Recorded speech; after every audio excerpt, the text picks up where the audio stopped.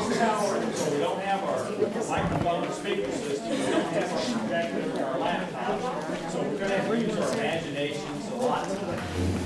That's one reason Dr. Saha brought that handout. If someone slipped in and you don't have a copy, tonight this is really going to be more important than it normally is. This is going to be your slideshow. Okay? So if you don't have a copy of this, let me know. Get everybody a copy.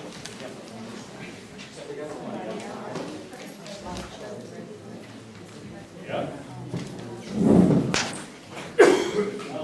Before I turn it over to Dr. Saha, let me make a few announcements. If I can see this. Okay. For our road mechanic, which I think should be most folks, we did advertise this as one of our Mountain Monday programs, so everyone was welcome. At the end times meeting, we have your potato slips. So as you exit the door, Jim's going to have a couple tables set up. Is that correct, Jim? And some paper towels. You can grab some sweet potato slips and enjoy those. Our next meeting for the first year gardeners and our youth is July the 23rd, and that's the food preservation, the 1 of 2 food preservation meetings. Bartley Don will be teaching that class. That'll be at the extension office at 6 p.m. on July the 23rd. So that's for our first year and our youth. Okay. A week or so ago, one of our gardener club members had a really good suggestion. I'll see what you all think about it. We've not ever done this before, but I think we'll give it a try. I want to know if you all would be interested in us putting together a little garden tour where any of you all who are sort of proud of your gardens, if you're doing something really unique that you'd like to share with some of the others, would you be willing to host us for 15 or 20 minutes to come by and see your garden? We've already had a couple that have volunteered, okay? So we would try to provide the transportation. I don't have a date yet. I just want to know whether the idea had any appeal to you all at all. So I'm going to start with that, the concept. I've got a sign-up sheet. If you would be interested in attending and going on the tour, sign up. Let me know how many would be interested. If you're also interested in us coming by and taking a look at your garden, put a check by your name. And if there's enough interest, then we'll try to coordinate that. We'll get some dates out and see what works for everybody. Okay? So a little garden tour. Let's see how that goes. Our next Mountain Monday program is scheduled for Monday, July the 13th. This is going to be very, very interesting. The title of this one is Time for Herbs. And Sarah Brandel, who is our Regional Extension Family Consumer Science Agent, and Dr. Sean Wright, who's our Extension Horticulture Specialist here, are going to be doing a program on herbs. So we are going to be cooking and enjoying herbs, and Dr. Wright is going to give us some helpful hints on how to grow herbs. So if you ever wanted to get into herb production, please put on your calendar Monday, July the 13th, 6 p.m., and we'll be doing that class over at the Farmers Market in Shelton. Okay? Got that one? All right. I guess by now, folks should be enjoying some things out of their garden. And Ty was going to bring a kind of a log sheet for any of you all who have harvested things out of your garden, so you could keep record of just what you've harvested. Some of you should have lettuce, green onions. I know some folks have done really well with peas that they planted. In fact, really, really well. Got to see pictures of that. Doing so well that you sell those at the farmer's market. They're selling extremely well too. So yeah, some money to be made in some of those early crops. But things are happening really fast out there now. Last Friday, when I looked at our garden and what we had growing in our high tunnel down here, everything looked marvelous. I was really excited. I mean, we were starting to really produce some pickle-sized cucumbers. So this morning when I drive by and stop and look into the high tunnel, I see some wilted plants. And we ran our irrigation system, so no, it wasn't water related. And on closer observation, I see cucumber beetle, thrips, bacterial leaf spot.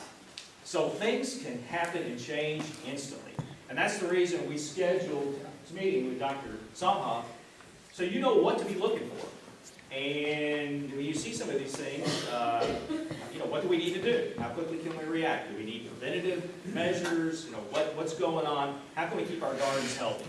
So, Dr. Sondheim, with that introduction, it's all yours. Yeah, it looks like we got battery power on the speaker, at least temporarily. Okay. So hopefully, hopefully everybody can hear me, and we'll use the technology as long as the battery will last at least. Unfortunately, we can't do anything about Mother Nature. I think if we could do something about Mother Nature, we all might be doing a little bit different things. Even today, I was telling David that I would like to do a presentation in dry clothes, and I'm pretty much stuck through and through. Came through a couple of downpours on the way up here. So tonight, we're going to talk about pests and diseases of horticultural crops. Specifically vegetable crops is what we focus on as a vegetable specialist on the main campus. You know, he already mentioned a few things that he's seen here on site at the research farm, or at this facility. We may touch on some of those tonight.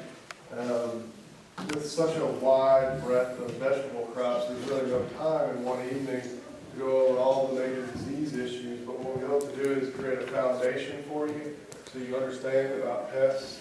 So I actually have 2 doctorates. I have a PhD, like many of the faculty do at the University of Kentucky, but I also have a doctor of plant medicine. This was a program that started in 2000 at the University of Florida, and essentially we study anything that would affect crop growth. Study weed science, plant pathology, entomology, soil science, fertility, even a little bit of climatology. And actually, that's really been helpful for me as an individual working in extension. But let's go ahead and get started. So please follow along your handout this evening. So one of the first things we'll be looking at is diseases of horticultural crops.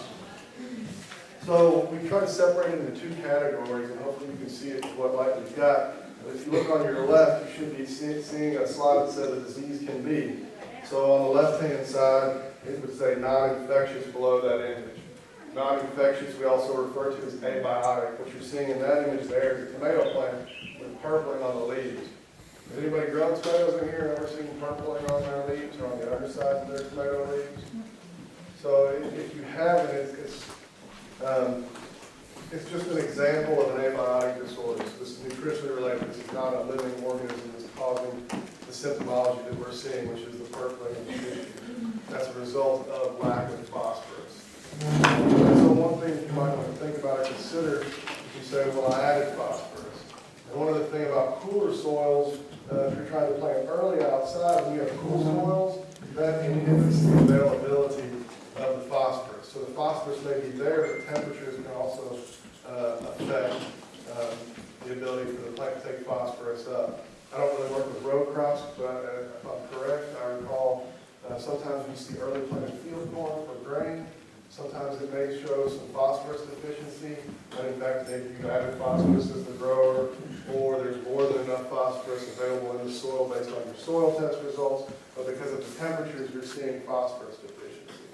And so as the temperatures start to warm up, that should start to be alleviated. But oftentimes with tomatoes, when you think about the time you're typically planting tomatoes in your garden, in the open field, we're not talking about high tunnels or greenhouses. If you're seeing purpling, it's not probably likely because the soil is too cool at that point. Although the weather we've had the last few years has been all over the place. We've already been, you know, we hit the 90s and we got down to the 30s in Lexington a few days later, so we've really been all over the place. Now on the right-hand side, you see an example of an infectious disease. What you're looking at there is actually, I should say, remnants of an English cucumber plant. This was in soilless culture, or hydroponics, as some of you may know it as. This was an image I took when I worked in Florida back in 2004. And so what's affecting that plant is a fungus known as Pythium aphanetromatum. Oftentimes, for most lay people, we just refer to it as Pythium. We don't worry about the speciation. But in this instance, it was interesting. We found actually 2 species of Pythium. We found Pythium aphanetromatum on the root system, and then on the stem, right above where the roots were, we found Pythium myriotum. So even though you can have 2 fungal pathogens that are very similar, they can be different species, so they affect different parts of the plant as well. So aphanetromatum is affecting more of the root system. That's what most people are probably familiar with when they think of Pythium. The other exception might be damping off. Damping off is where you look at when you have transplants, or you have a direct seeded crop that's come up and then right at the top, the inch above the soil line, you'll see maybe some browning of the tissue and then actually collapse of the stem. And that's what we call damping off, and typically that's caused by Pythium. But it can also be caused by another fungal pathogen called Rhizoctonia. So you have to be careful when using common names. But a lot of times in practical application, in terms of dealing with it, it may very well be the same. But as extension folks, sometimes it's helpful for us when we try to make our recommendation to you in terms of how to manage it if we in fact do know the species.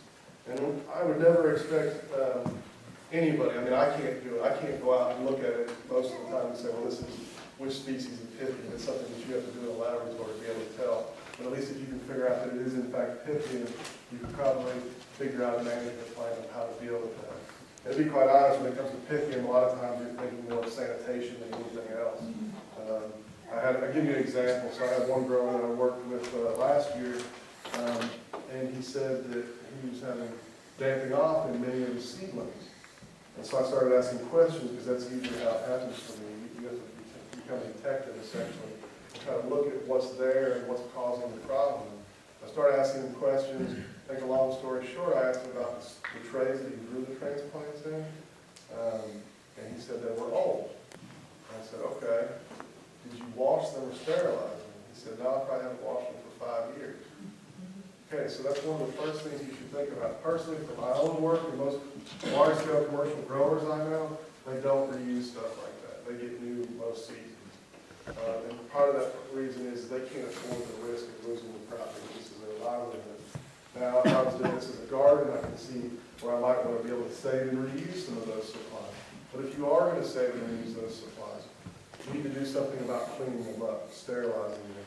And just as a general rule of thumb, a fairly easy way to do something like that is with a 10% bleach solution. And so most people can get Clorox bleach at a local grocery store, wherever you may do some of your shopping. That's something that you can mix and dilute in water to sterilize. Now, the one thing I want to mention to you is some people may recall the styrofoam float trays that you use in tobacco production. And those are much more difficult to sterilize as opposed to a black flat, which is plastic. So the problem with the styrofoam trays quite often is that you have nooks and crannies, little crevices within that styrofoam, and you can't get that fully clean. So anything that has absorptive qualities, so for example, when we're talking about staking tomatoes, if you've ever staked tomatoes, wood is pretty common, but I never reuse the wood. The reason being is you can't sterilize wood. It's too porous. And we've actually found pathogens that have survived from one season to the next on the wood tomato stake. So we often use something like T-Post, or you can use rebar as well. And I know the wood stakes are a lot cheaper, but if you buy them year after year, you pretty much pay for yourself if you bought something that was cleaned previously. It may take a few years to pay that off. But rebar and T-Post are very easy to save time. So moving forward, when we talk about non-infectious disease, it's often too much or too little of a given thing. So right now, I might have too much rainfall, like we had over the past day. But it may be too much irrigation. The water that you're applying to it yourself could be too much heat. Crops, most of the summertime crops do like some warm temperatures, but we start to have excessive temperatures like we did in 2012. Or at least where I was located in southern Indiana in 2012, we were seeing outdoor temperatures of 108 degrees. In my own house, I was pushing 35 degrees. You start getting into temperatures which can have detrimental impacts on crops. And one example of a problem you see associated with heat, excess heat, is flower crop. The blossoms will sometimes drop because there's not enough water for the good of the plant, or not enough available. And then also, if you look in the image there on that third slide on the first page, what you're looking at is bell pepper plants. And that's actually a genetic mutation. That's a naturally occurring genetic mutation. And it's nothing that's really going to cause you a problem. Usually those examples of that, or those instances of that, are very limited. So there's a chance that during your whole life you'll never see a problem such as that as well. Moving on down to the lower right-hand slide, what you're looking at is muskmelon plants, and seeing examples of boron deficiency with some of the marginal necrosis that's creeping into the leaf tissue there as well. That's, again, an example of a non-infectious disease. It's not caused by a a fungus, a bacteria, a virus, or anything like that. It's caused by the lack of boron in that case. Another example of an abiotic disorder or problem would be lightning strike. I've actually seen this, and if you're familiar with the plastic mulch systems that some vegetable producers will use, I've seen lightning strikes where it's traveling down into ethane. Ethane is a flat tubing that's underneath the plastic which delivers the water and the nutrients. I've seen it travel down that and take out a whole row. But most frequently, when you see a lightning strike, it'll be a circular pattern. It is most commonly what you see. You'll see dead plants in that area.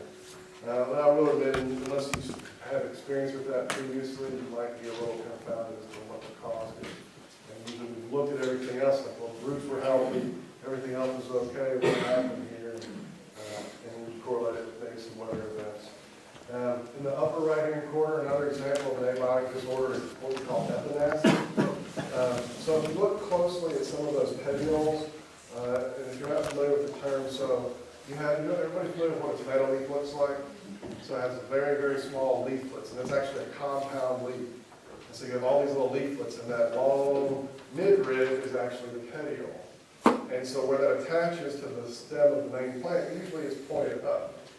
But if you see a sharp downturn to that, and you see some other distorted growth, oftentimes that's what we call epinasty. It's a result of ethylene damage. So then the next question might be, so what's ethylene? So a lot of times you see your bananas when they buy at the grocery store, they're green, right? So usually those are picked green.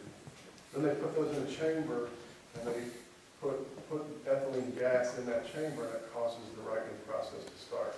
It's the same thing with tomatoes. Now some people may be scared and say, oh, what's ethylene gas? Are we talking about tear gas? Are we talking about mustard gas? No. Ethylene is actually produced naturally by plants. It's produced by climacteric type of fruits, such as tomatoes, cantaloupe, bananas, those types of things. And just more of a useful example of that is, so say for instance you pick some green tomatoes, or it's closer to the end of the season and you get some green tomatoes, and they're just starting to color up and they haven't reached full color, but you're going to have a frost come, so you want to pick those and bring them inside. Oftentimes I'll take those tomatoes if I want them to ripen up faster, put them in a brown paper sack, take a banana that's ripe and stick a banana in there as well. You can also do it with an apple. Apples give off ethylene naturally. And so it's a natural source. But when plants are exposed to ethylene at high levels, not the fruit, but the plants themselves, they start to have distorted growth. So the next question would be, well, where does this ethylene come from in the greenhouse if you're growing your transplants? So most greenhouses have a heating system. And in those heating systems, most of them are burning some sort of fuel source, some wood, but a lot of times it's propane. And if you have a heating system that is not properly ventilated, meaning the exhaust gas is not vented out on the flume out the top of the greenhouse or the end wall of the greenhouse, and that gas starts to build up, one of the byproducts of a poorly ventilated heater and a heater that's not burning the fuel at highest efficiency is actually ethylene gas. And so that's where you get the ethylene in the greenhouse. So let's move on to infectious agents. Infectious agents are living. We also refer to them as biotic. You might hear me use that word frequently today. But if you're more comfortable with using the term parasite, parasite biotic are fairly similar in place. So now the next slide you should be looking at in the lower right-hand corner are three circles. We have one blue circle, one yellow circle, and one red circle. And so, had we not lost power, you would see that it actually merges together on the next slide. If you turn the page. So what those three circles are trying to represent, if you look in the center of them, the yellow one is written susceptible host, the red one has pathogen written in it, and the blue one has conducive environment. So it forms kind of a triangle, do you all agree? So we refer to that as the disease triangle. So it's the combination of those three things which dictates whether or not you get disease on a given crop. So number one, let's look at the yellow. So for instance, you have to have a susceptible host. In very simple terms, that means you have to have a vegetable crop that is susceptible to that disease. Earlier David mentioned bacterial wilt. Bacterial wilt affects many cucurbit species, cantaloupe, cucumber, pumpkins as well. But watermelon, for whatever reason, is not susceptible to bacterial we're talking about bacterial wilt. But many of the other cucurbit species, which you may grow, would be susceptible to bacterial wilt. And so you've got a susceptible host now. So let's move on to conducive environment. I think we have a pretty good example of that outside right now. And so a very simple thing to remember, or at least the way I like to think of things, when it comes to foliar disease, disease that affects the roots, disease that affects the leaves, not the root system. Ones that affect the leaves, those are generally linked to leaf wetness. So what causes leaf wetness? Fog, high humidity, but also rainfall. So the longer your leaves are wet, the greater chance of foliar disease you will have. Now, we have to be reasonable. If you're growing your garden outside like most people, you have limited abilities in what you can do to control leaf wetness in that situation. But that's one of the benefits of a hot tub. You can try to avoid some of the direct leaf wetness associated with rainfall. But don't get caught up too quick, because although you may be in a structure, you're now probably in an environment where there's warmer temperatures and you're going to have increased humidity. So it may be that you don't have the same diseases in your crop that you would outside, but you're going to have different diseases because the environment which the plant is growing in is a bit different. And then we'll talk about the pathogen. So the pathogen, in the case of bacterial wilt, is the bacteria that is actually causing that. So Pythium would have been the pathogen when we looked at the cucumber plants that were wilting shortly ago. Now that's wilting from Pythium. That's not wilting from cucumber plants that David mentioned that are in the hot homes here. That's from a different pathogen. That's from a bacterial pathogen, not a fungal pathogen. So then if you look where the three circles come together, you see the word disease written there. And so it's the combination of those three things which dictate how much disease you have. You may have a susceptible host, you may have a conducive environment, but you may not have a pathogen present. So you shouldn't get disease. Or you may have a conducive environment and pathogen present. So let's say bacterial wilt, for instance, when we're growing watermelon. Well, you don't have a susceptible host. So it takes a combination of those three things to be able to have disease develop, which in actuality is something we hope doesn't happen unless, of course, there are type of problems.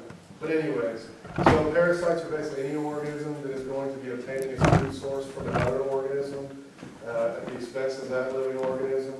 Plants pathogens include fungi, bacteria, virus, and depending on which school you come from, some people also include nematodes in the plant pathogens as well.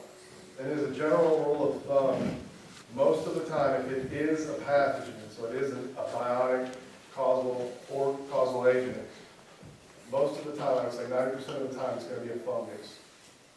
And then from there, about 5 to 7% of the time, it might be a bacteria, and then the small percentage that's left after that would be virus.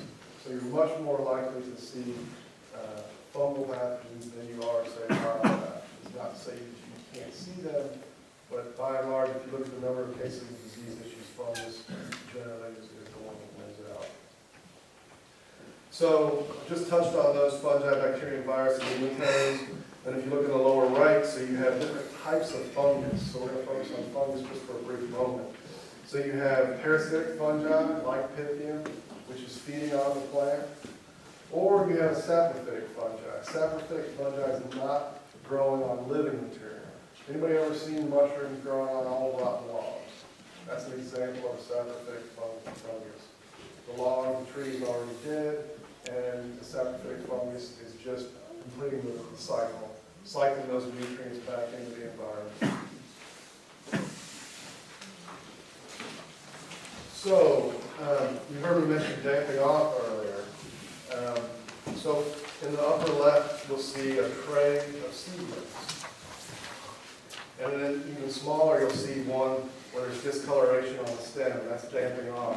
Typically caused by Pythium, but can also be caused by Rhizoctonia as well.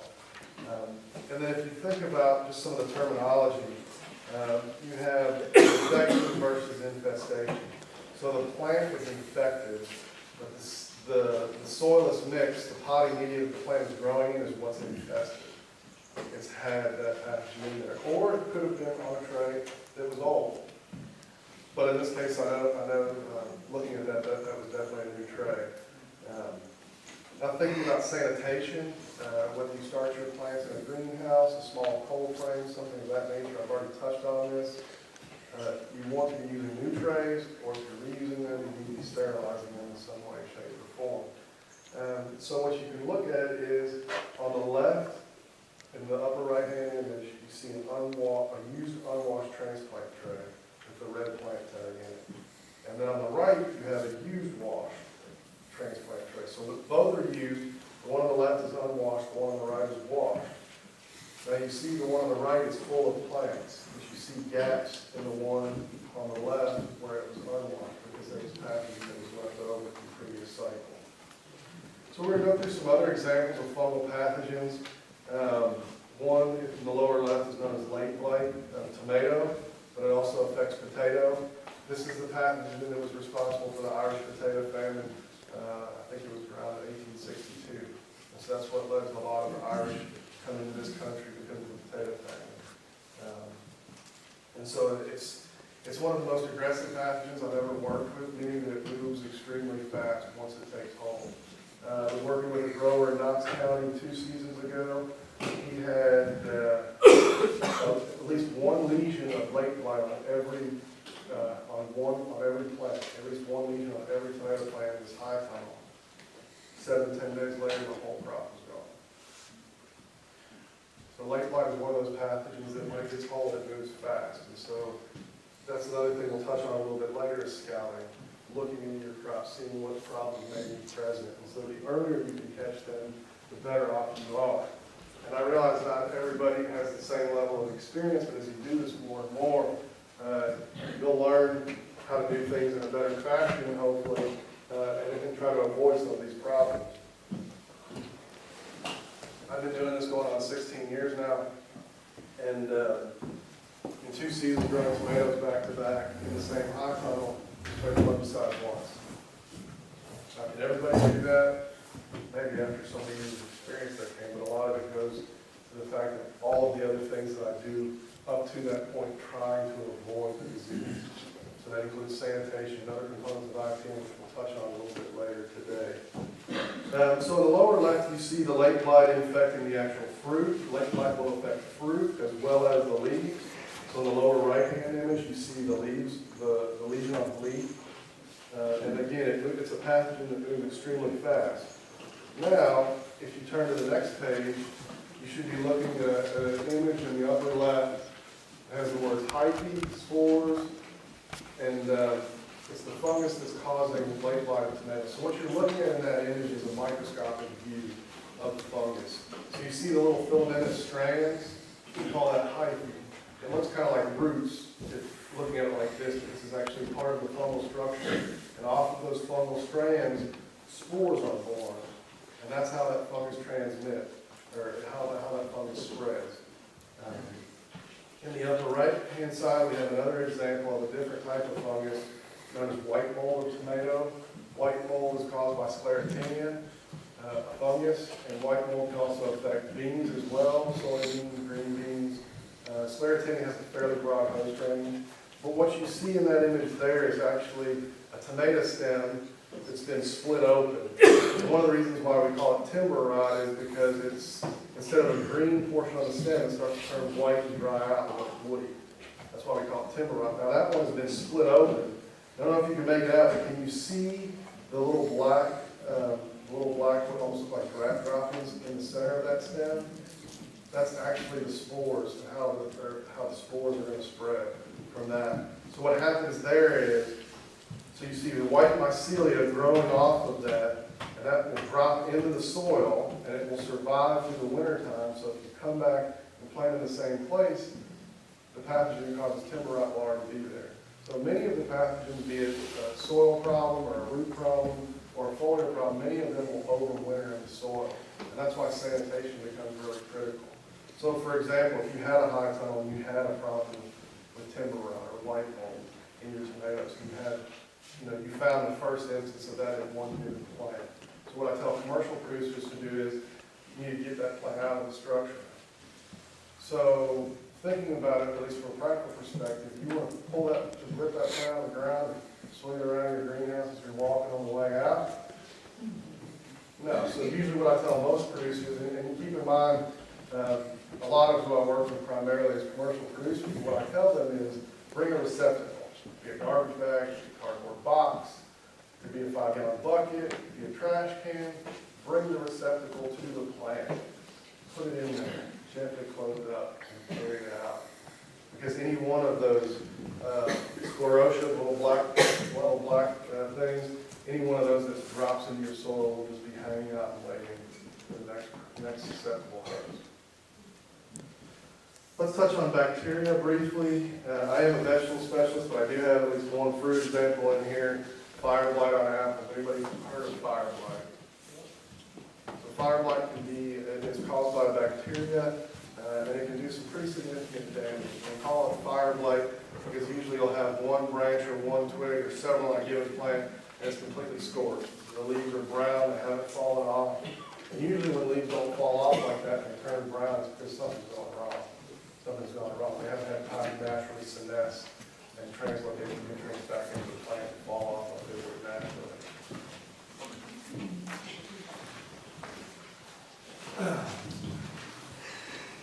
So what we're looking at now are tomato fruit. We've got at least one ripe and we've got 2 green tomato fruit. And that's bacterial spot of tomato. Bacterial spot affects not only the fruit, but it also affects the foliage, the leaves of the plant. So one of the best ways to manage bacterial diseases in vegetables is to commonly use a combination of copper and mancozeb, or copper and manganese.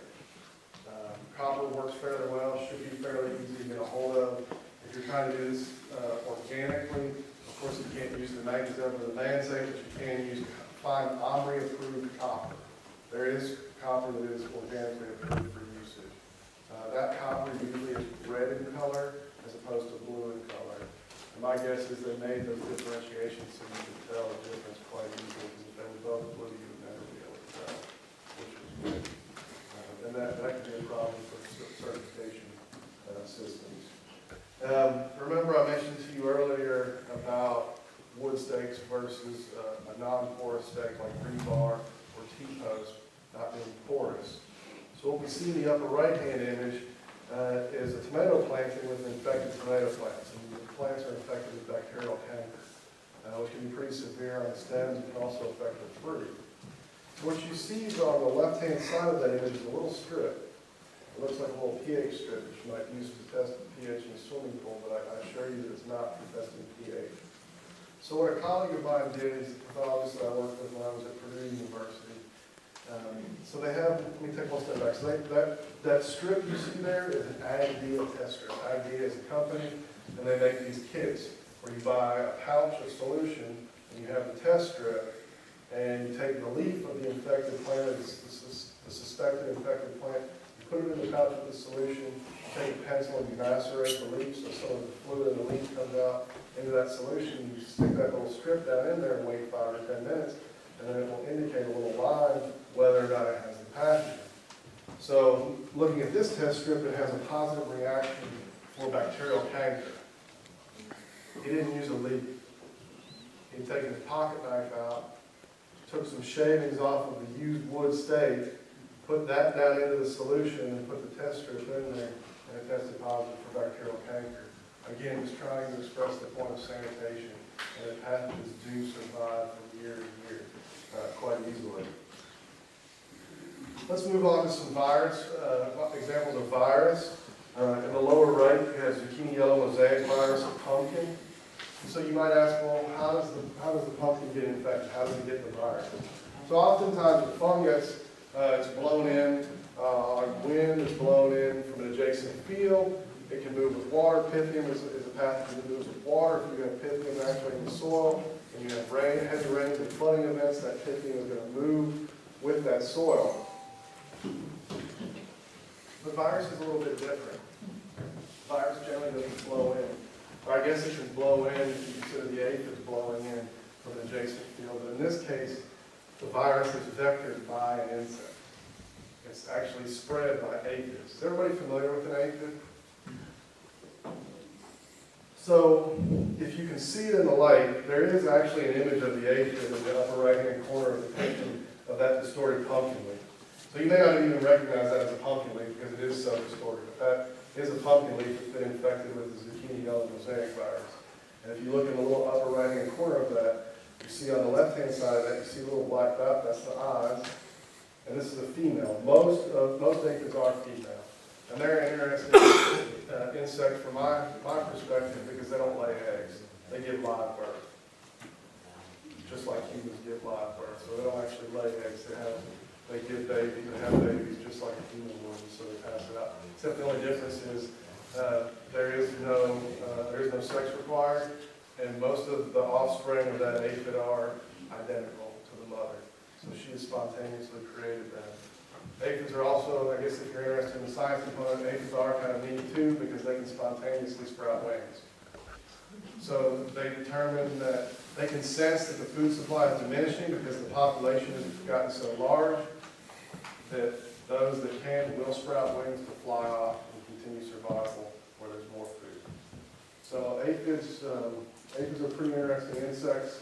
They're pretty flexible from the standpoint they can survive in a lot of different ways. And I've said it a long time ago that we as humans think we rule the world, and I'm here to tell you that we really don't.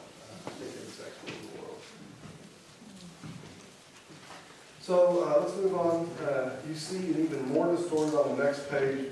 And that doesn't even look like a leaf at all to me. It probably doesn't look like a leaf at all to you, but as well, I'm looking at that. That is a really, really distorted leaf in the upper left-hand corner. So you should be looking here now with what kind of looks like a leaf. So you say, well, I don't really sell pumpkin leaves if I'm growing pumpkin. I'm trying to sell the actual pumpkin. But does it matter if the plant was infected and the leaves look all distorted? Well, if you look at the picture next to it, that is the pumpkin. Now, maybe if you can replicate that and continually get pumpkin fruit to look like that and find a niche market for those oddball fruit, because there are a lot of pumpkins now that look very different. Has anybody seen the peanut pumpkin? It's a pumpkin that looks, it's usually the shape of a Cinderella pumpkin.